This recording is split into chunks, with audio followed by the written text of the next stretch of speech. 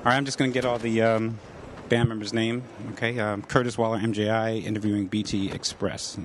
And if you can just tell me your name, what instrument you play, and when you joined the band. Sharmel Rogers, I play guitar. I joined 1993. Dennis Rowe, I play percussion, 1974.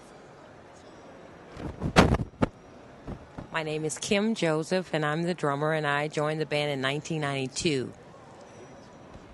Hi, my name is Valerie Adams, and I joined the group in, 92? That's a good year, 92. I'm Gene Gee. I play saxophone and flute. I joined the group in 1982. I'm Sam Manigault. I play keyboards, and I joined in 1982-ish, 3-ish, somewhere around there. So just can I have your name for the record manager, right? Stage manager, Kosa Ross. All right. Okay. One more that's on his way in. That's Jamal Risbrook, 1973. Jamal? Yeah, Risbrook. Jamal Risbrook, 1973. Okay, he's not present with us at the moment. Okay, Lewis. Okay, great. So we'll have him just say his name for the record later on. All right, so BT Express, I just want to say it's a pleasure to interview. Do It Till You're Satisfied is one of my all-time favorite songs. And, of course, a classic by BT Express. And I just want to start... Okay, let's go on. Okay, last member, Jamal Risbrook, Lewis Risbrook. Yeah, why do you look so familiar? How you doing? Yeah, I'm here. Now, what did you want to know? Okay, well, let me just, I'll since you asked, I'm Jamal. I play bass. Okay. All right, I'll tell you a little bit about myself. My name is... 1926. All right, my name is Curtis Waller. I currently with MJI Broadcasting. I do the Urban AC Facts there. And I worked at WBLS Radio for 6 years. I was the music director there for 1992, 1993, and did promotions with a company called Scotty Brothers Records in 1994. So I've been doing radio now in syndication for the past 2 years. Alrighty, so why don't we just get started? How did you get your name? Is BT Express stands for Brooklyn Trucking, if I'm not mistaken? Actually, Brooklyn Transit. And somebody had out a record like Keep On Trucking or something like that, and they wanted to call it Brothers Trucking, but we said, no, let's keep it local and call it Brooklyn Transit. And then eventually we just took it to BT and kept it at BT Express. And what would you say initiated your getting into music? Lack of money. I needed money. So I figured it was something good to do, and I enjoyed it. And I started playing music when I was about 8 or 9 years old, and I was touring with Wilson Pickett when I was like 14, 15, and then I met these guys, and it was the worst day of my life. I'm still here with them now, but it's wonderful, and I love BT Express. They're all great people. I'm just going to go around the room and get everybody's musical influences, all right? If I could, you just give me your name and just say one of your musical influences.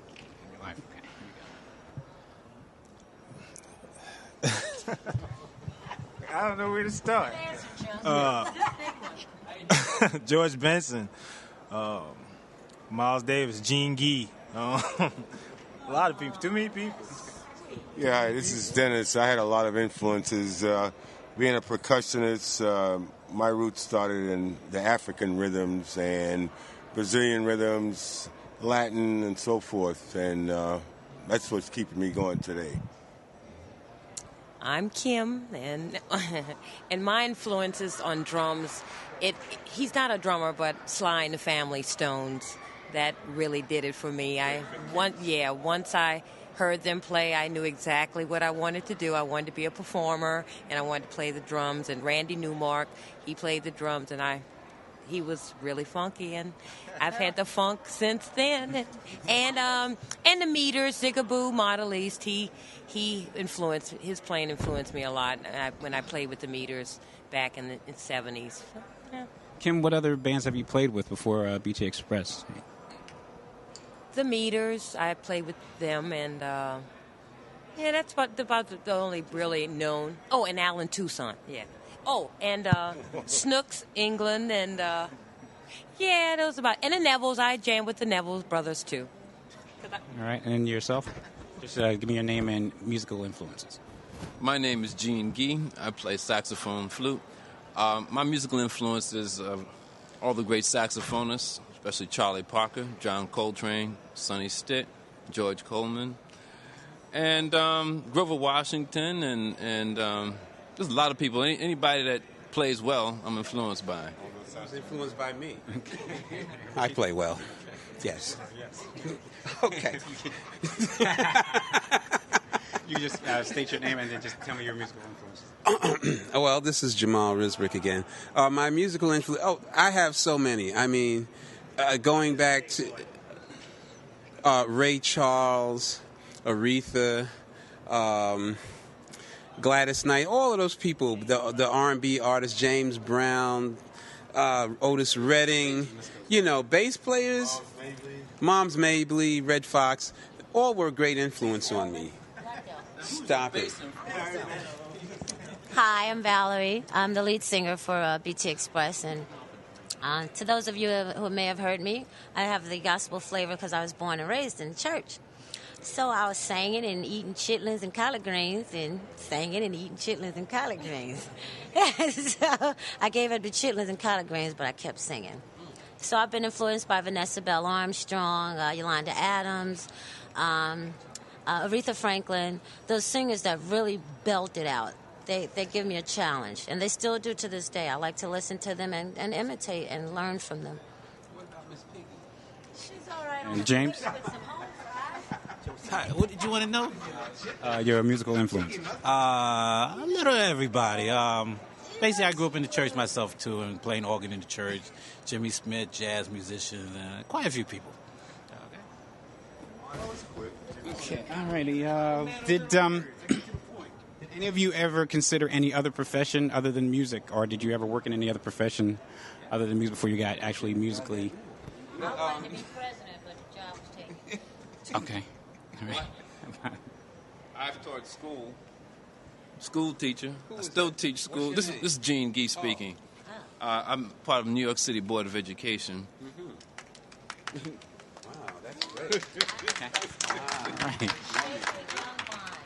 Okay, Jamal, what would you say the highlight of your career was? Highlight of my career. Oh, God.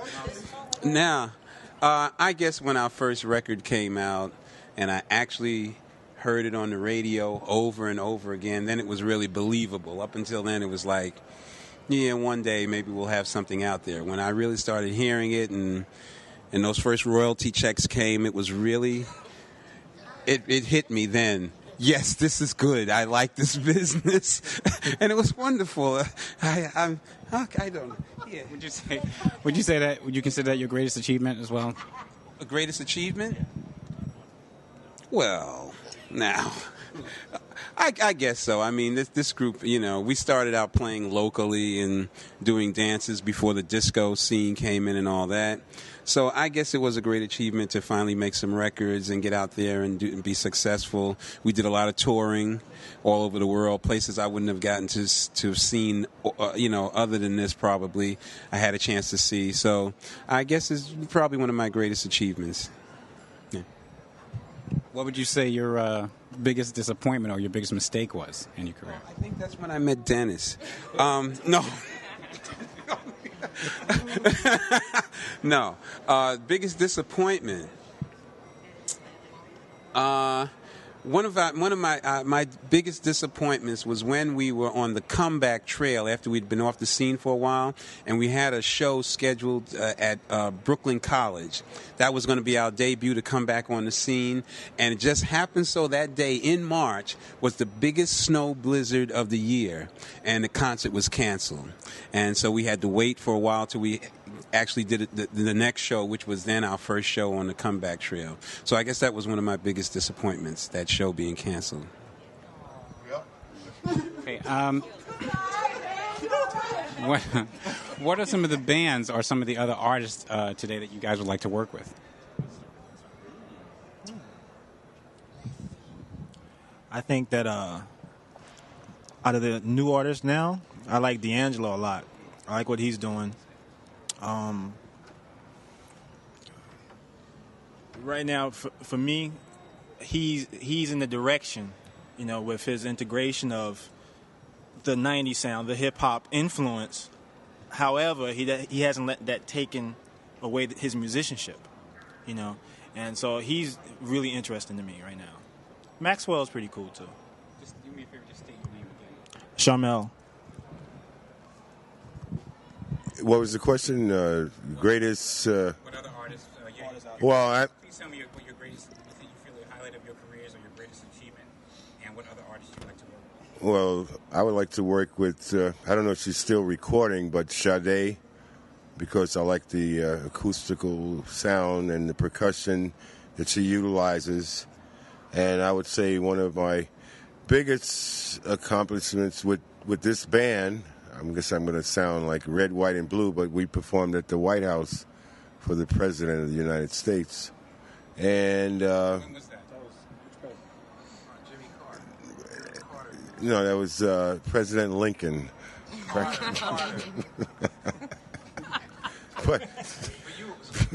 But the greatest moment hasn't arrived yet, and I'm still waiting on that, and hopefully that'll be sometime soon. And I could answer that question for you at that time. Okay, I'll pass the mic on to... What about when we played the national anthem at Shea Stadium for the Mets? And I did. Yeah, you think that was one of our greatest things? Possibly. Yeah. A lot of great moments, but too many to think about. How about the time you missed the plane because you sent your eggs back 3 times in the airport? That's a different story. Okay, go ahead. Your greatest highlight of your career, greatest achievement, people you like to work with. Okay, I'm Kim again, the drummer, and I think the highlight of my career, I guess you could say, is playing with this group of guys here and the other lady. This has been a nice little trip here. Yeah, I'm enjoying myself. And of the artists I'd like to play with, I think I'd like to play with Chaka Khan. I think I'd like to play with Phil Collins. I think I'd like to play with Eric Clapton. Yeah, I want to be versatile, do some versatile stuff and that sort of thing. Yeah, I like to spread myself around. Yeah. Hello, this is Gene Gee.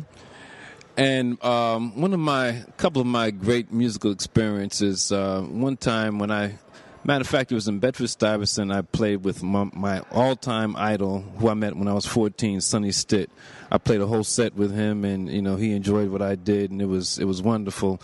Another time is when I contracted the horns for Stevie Wonder, a tune called "Do I Do," an original Musicarium, and I got some of New York's finest musicians, that is. And that was a great experience. I had a chance to work with Stevie, and I also enjoyed when I first played with this group. It was beautiful. I always enjoyed playing with the BT Express. I used to play opposite them with another group, and I always admired them. I knew some of them personally, and it's been a blast playing with you guys. Beautiful. I wish I could say this gave you a call. Thank you, Dennis. All goes to Dennis Rowe. Hi, I'm Valerie, the lead singer again. My greatest moment in my life, I don't know, there have been quite a few. So I'll say my greatest one was when my local band opened up for Gladys Knight, and I had a chance to meet with her and pick her brain for a little bit. I haven't had a bad moment compared to a lot of people in the world that are going without and going through a lot of things. I haven't had a bad moment. And if it's been bad, I hope I've made the best of it.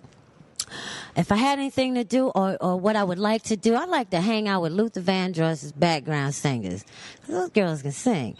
I'd like to hang out with Vanessa Bell. I'd like to go back into the church roots and hang out and do some gospel with some of the gospel artists that I've grown up listening to.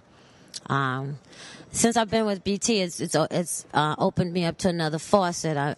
I'm in a couple of other bands, but from being here and being with the NAMAC, it's kind of opened up another avenue to myself that I didn't know I had, and I'm still learning and growing in the business.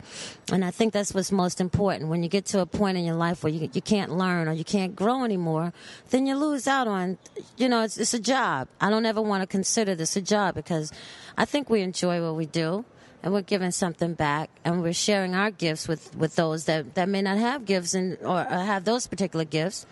So that it's been good for me. I'd do it again. What y'all doing tomorrow? All right. Okay. So today you guys performed with RKS down here at the World Trade Center. Where can we expect to see you in the near future? Are you touring currently? Are you in the studio producing new music, working with other artists? What are you guys doing right now? We're going down to the Washington, Baltimore area next couple of weekends. And the rest, we're still waiting to see what the itinerary brings forth. Okay, any plans slated for the future as far as any like overseas dates or any work with in the bands or anything like that? I don't know about overseas, but that's always a possibility. We will be getting material together, and hopefully we get a record deal. That's to get some new product out. So you're currently producing stuff right now? No, we're getting things together, just lining it up, and hopefully we'll have something coming for the future. Okay. Mm-hmm. Great. I'm going to go around again. If you could everybody just tell me a little about your family. If you're married, single, children, and where you're from, place of origin. Hi, I'm Sharmel. I'm here from Brooklyn, New York, all my life. I'm single.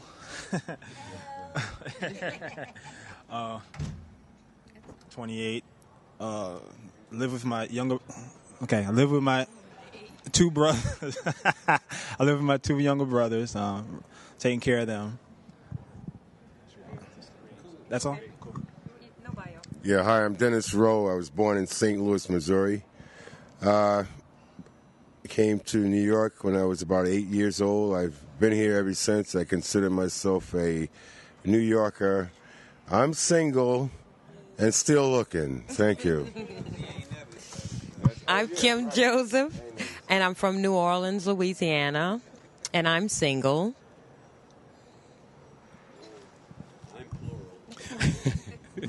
I'm Gene Gee, saxophonist.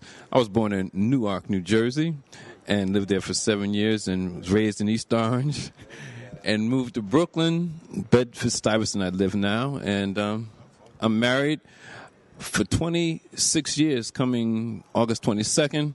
I have two young men, sons, and both of them are going to college now. One majoring in computer engineering, other in communications, Polytech and Howard University. Great. Hi, I'm Valerie. I was born in Newark. I still live in Jersey, Newark, New Jersey. I'm in South Jersey now. Married. How long has it been? 6 years. No kids. And a 1.2 garden. You got a garden, huh? You got plants. Anyway, this is Jamal Risbrook. I was born on a lonely day in Brooklyn, New York. It was a rainy day. And the doctors brought me in to my mother. And she said, "Stop kidding. Where's the baby?" It was terrible. Okay, anyway, I'm married. I have two lovely daughters, and that's it. And thank you.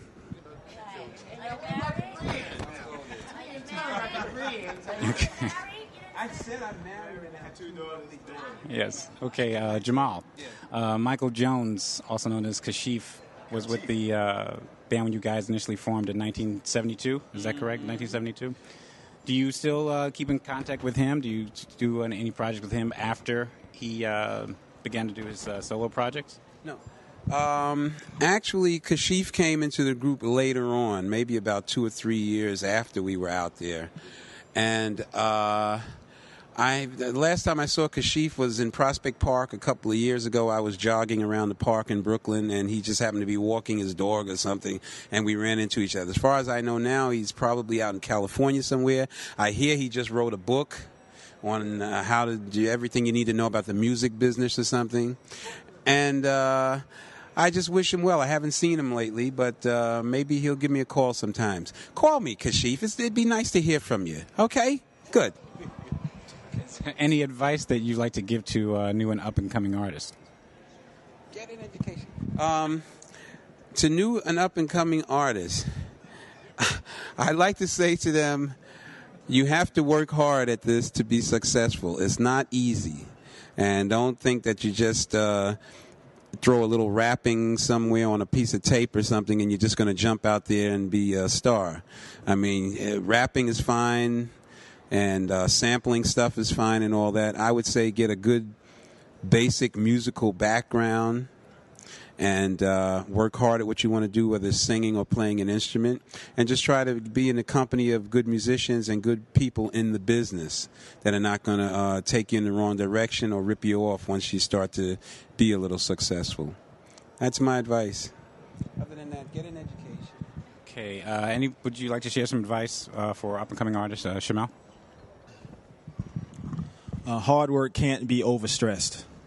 You know, you're going to have to sacrifice a lot. Be prepared for that. Accept it. Burn the midnight oil. Try to get around. Always try to get around people who are better than you because you can learn so much from them. You know, you just observe them, take it in, soak it in. And you just have to have the fortitude and the persistence.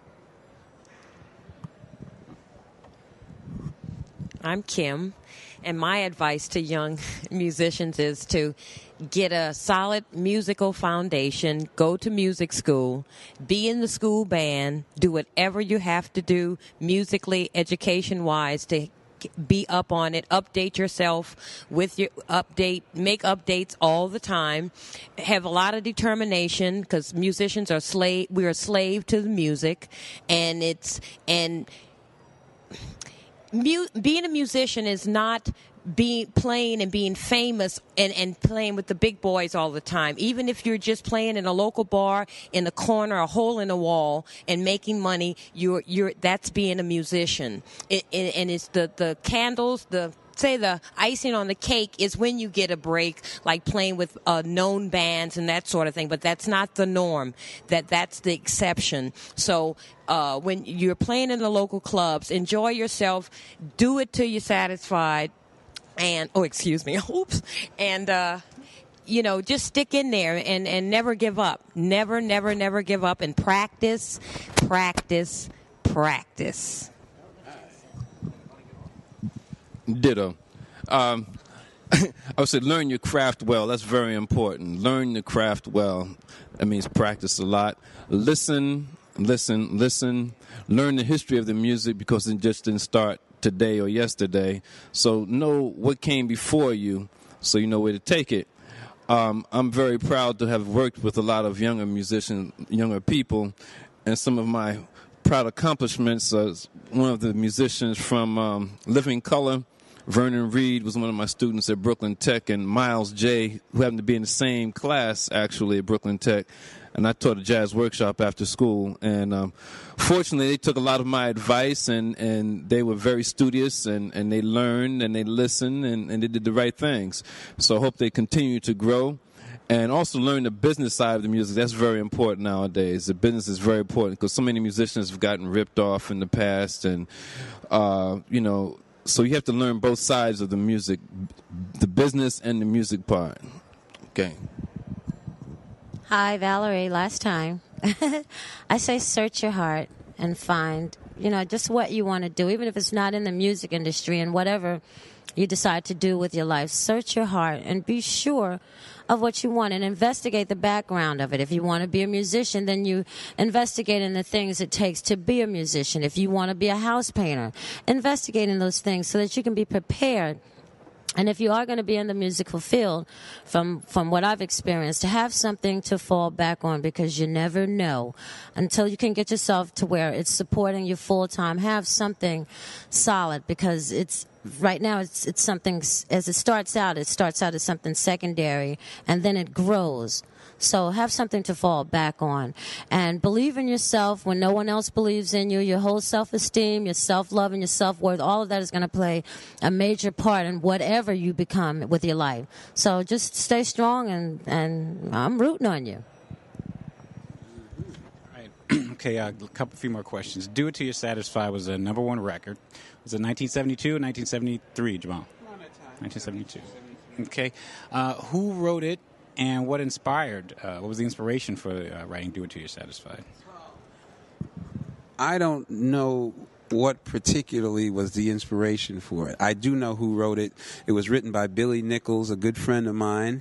It just happened so that he and I were playing in the orchestra of a Broadway show, and I told him that I had a band and we wanted to do some recording, and he said, well, I have a couple of tunes that I'd like you to hear. So one day between the matinee and the evening performance, we went up to his house in Manhattan. He played Do It Till You're Satisfied for me, and I said, wow, it sounds good to me. Give me a tape and let me take it down to the guys. And I brought it down. The guys liked it. The people who were going to produce us at the time liked it. And it was a go right from there. And we just went on in and recorded it. And that's how Do It Till You're Satisfied came about. Who did the composition on BT Express? On the song Express? That was an effort by the group. Collaborative effort. Actually, the drummer kind of inspired that. His name was Terrell Woods at the time. And he came up with the bass line. That's all that we had of that. He said, I got this bass line, and he just hummed that for me. And I started playing it, and then he put a drum thing to it, and then we started with guitar parts and this and that, and then Carlos Ward wrote the horns, and I wrote the Here Comes the Express line and all that. And we just put it together, and we never knew that it was going to be as big as it was, but it was a collaborative effort on our part. Dennis, I see you have on a Nike hat. Did you guys ever think of, you have an agent or a publicist who ever thought about talking to Nike? I mean, you guys came out with Do It long before Nike came out with Just Do It, and with them opening up new merchandising stores across the country, since your record was the #1 record, what do you think? Had you guys thought about that, or is that something you might be open to? Yeah, well, yeah, we've thought about these things, but I guess you have to know the right avenues to, people to contact and PR and all of that.